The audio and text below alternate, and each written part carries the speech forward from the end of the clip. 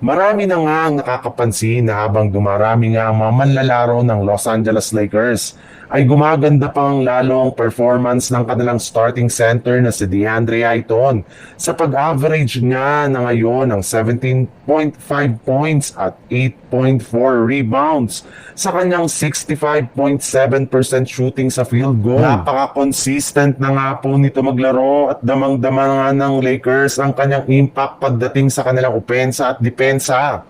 Kaya hindi na nga sila nahihirapan pa na makipagsabayan sa mga team na merong matatangkad na players. Maliban rin nga dyan, halos lahat rin naman nga ng kanyang mga kamatch-up sa kanilang mga nakalipas na laban ay na-outplayed nito. Pero sa kabila nga niyan, ay posible pa rin nga daw na mapalakas pang lalo ang kanilang front office kagaya na lang ng pagkuha nila sa free agent big man na si James Wiseman. Available pa rin naman ngayon matapos siyang i-wave ng Indiana Pacers ng mga nagdaang linggo. Sa ibang balita naman, sisimula na nga ng Golden State Warriors ngayong araw ang kanilang 6-game road trip laban sa ating defending champion na Oklahoma City Thunder. At dahil nga sobrang nahihirapan ng Warriors na manalo sa kanilang mga road games, ay hindi nga nakakagulat bakit dehado sila sa kanilang magiging laro.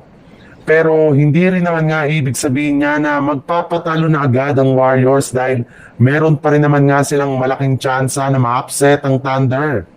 Base nga sa ibinulgar na balita ng isang NBA insider, hindi rin naman nga daw kompleto ang pwersa ngayon ng lineup ng OKC sa pagkawala dito ng ilan sa kanilang mga key players.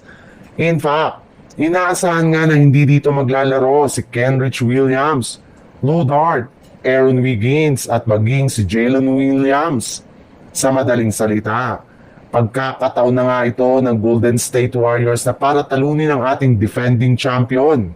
Magbabalik at maglalaro na rin naman nga dito ang kanilang superstar na si Stephen Curry matapos ang ilang araw na pagkawala niya sa team dahil sa pagkakaroon nito ng karamdaman. Kaya kailangan nga ng Golden State Warriors na samantalahin ang ganitong kalaking oportunidad para makakuha ng panalo.